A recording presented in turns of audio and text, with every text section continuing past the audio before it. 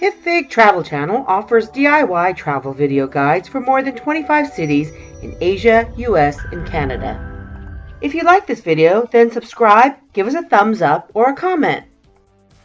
Welcome to this Capitol Reef National Park Travel Guide episode of Hipfig's Beautiful America series.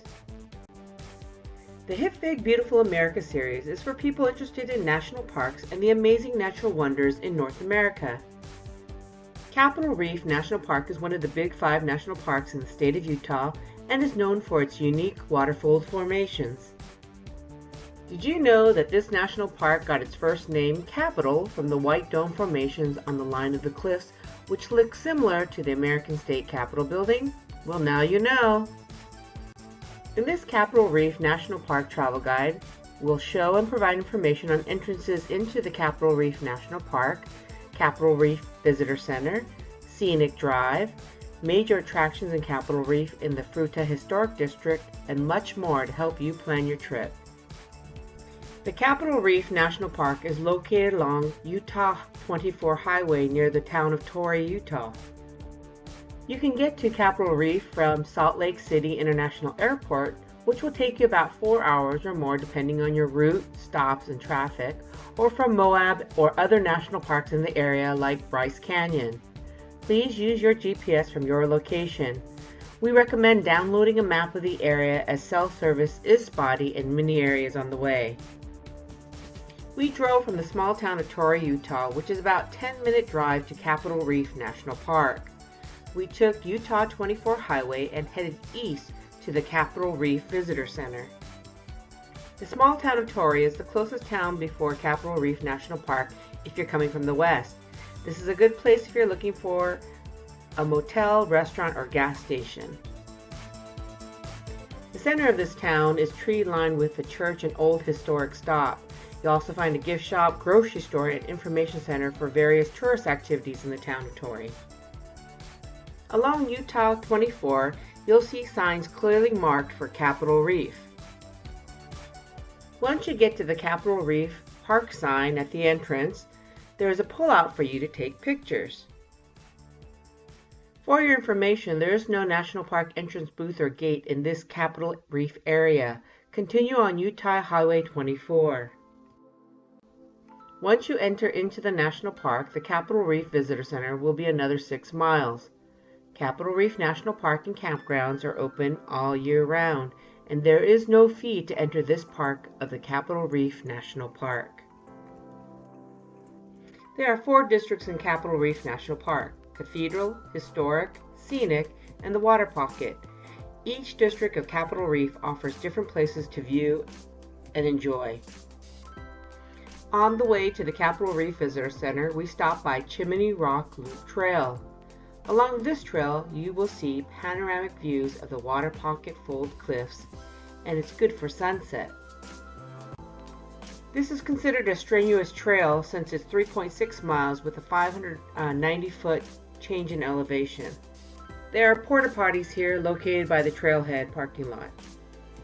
Further down the road on UT Highway 24, we stopped at Panorama Point, Goosenecks, and Sunset Points.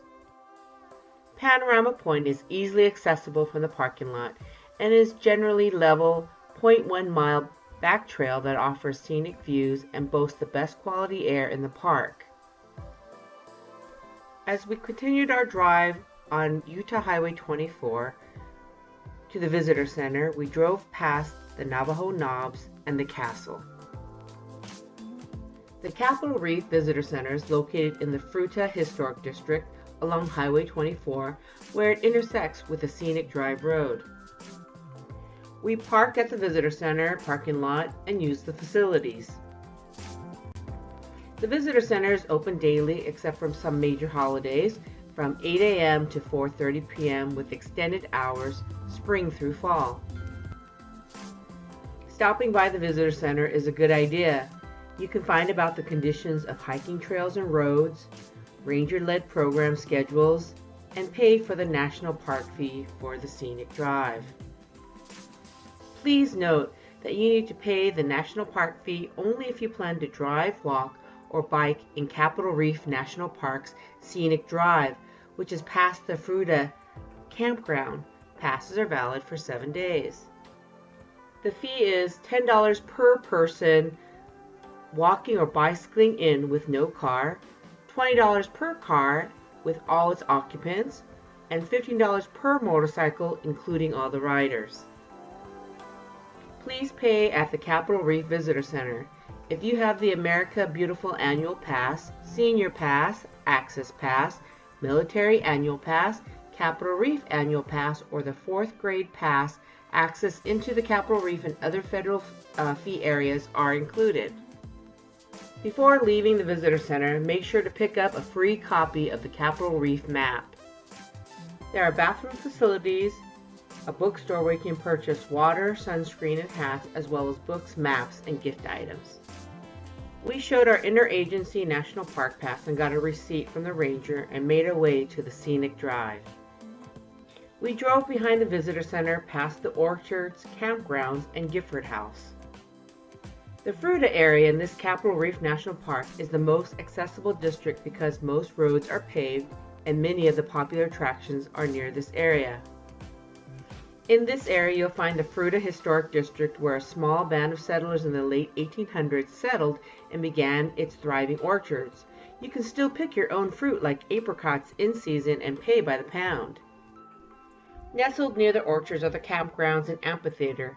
If you drive past this area, you'll see the Gifford House Store and Museum and Ripple Rock Nature Center. Past this area is the Scenic Drive, which offers trails of all lengths and difficulty and scenic vistas of the waterfalls. Please pay your $20 National Park fee at the Visitor Center before driving into this area, as mentioned before in this travel guide video. The Capitol Reef Scenic Drive is 20 miles round trip. There is only one road in and out, and this is it.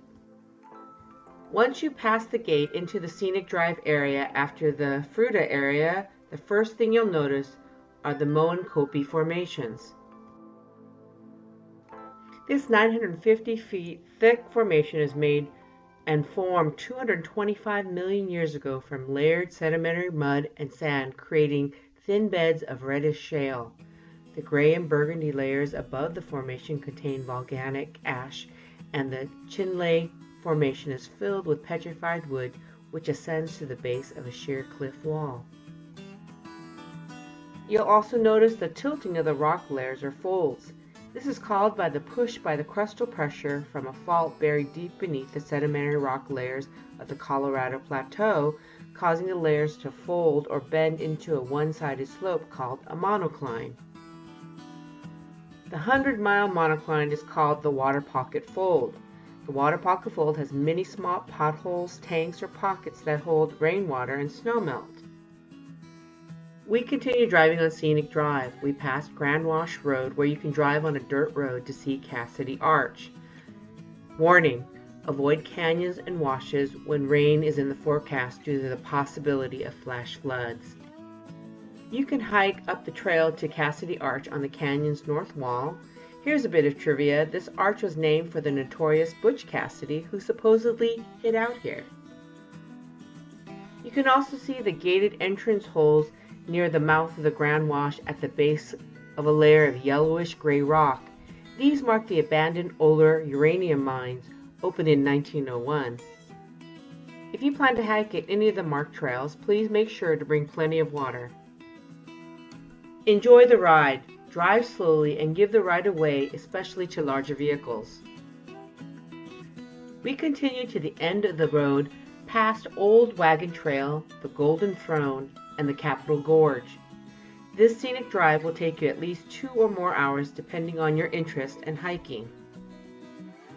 Once we completed our visit to this area, we made our way back towards the Visitor Center to Utah 24 and continued east. You will see a sign for the petroglyphs on Utah Highway 24 a few minutes after the Visitor Center. The petroglyph panels, which are a cultural library of the Hitzotzinum or Fremont culture, created the petroglyphs along the mountains from around 300 to 1300 CE. The petroglyphs describes daily life and culture of the Fremont people. There is a parking lot with many trees which sway in the warm breeze. It's actually a really lovely spot.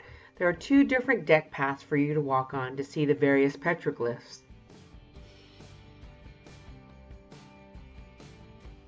Once we finished our time, we continued to drive down the road on UT 24 to Hickman Bridge Trailhead, which is another famous trail in Capitol Reef National Park.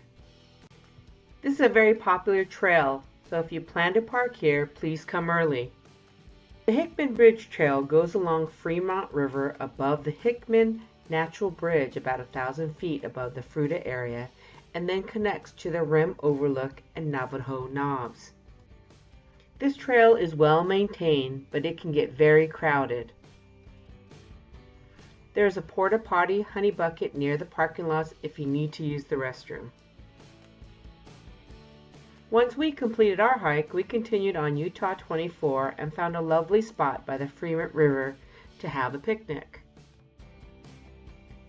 Along the drive on UT 24, you will see interesting rock formations with holes, like what you see on a sea reef.